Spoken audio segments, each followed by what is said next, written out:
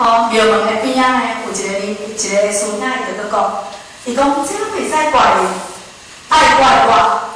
如果讲在师兄还袂入来的时阵呢，我会当先甲师兄讲，这涂骹诚骨，有师兄呢伫咧流涂骹。那相信讲，这个外岛的师兄呢，伊嘛袂入来，也袂叫伊晕倒去。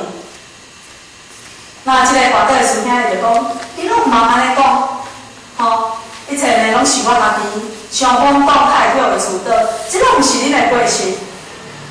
那师傅嘛，你一句我一句，就互相一直伫遐道歉，讲家己的不是。师傅尼师这个时阵较方便代讲原来教寺庙的同修们会当相处遐尔快乐，相处遐尔好好，就是因为因在修道的过程当中，每一个人拢会当比心下去，勇于承担自己的过失，会当互相体谅。所以讲教寺庙在修道的过程当中呢，大家会当相处遐尔好好，遐尔快乐。那主文尼师呢，伊就真感叹，叹了一口气了后，伊就转路倒去啊。倒去的时阵呢，伊就家己在教寺庙内底所看到这个代志，倒去讲这个一寺庙中，遐个袂当和睦相处的尼师们听。那么这个尼师们听了后，拢感觉白白是人嘛是咧修行，为什么人去明会当？会当勇于承担家己的过失，咱哪袂当？人犯错的时阵，佫毋承认家己的过失，拢要人提互别人，讲迄是伊的毋对。所以讲呢，一寺庙遮的师傅听了后呢，拢感觉真惭愧，心生出迄种惭愧的心，所以伊就去改，善莫大焉。咱人只要犯错，过失自然就会消失。因为圣贤伊甲咱讲伊讲人有种过。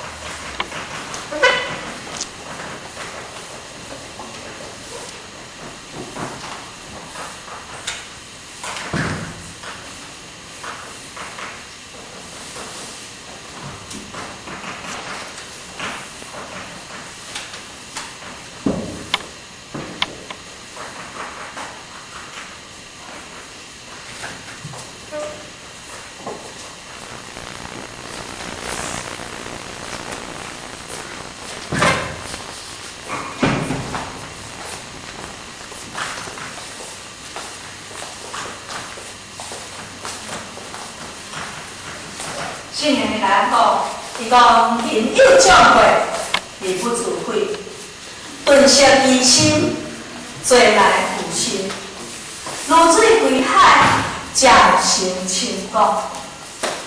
伊就是伫咧甲咱讲，咱人为什么会在即个六道内底伫咧轮回？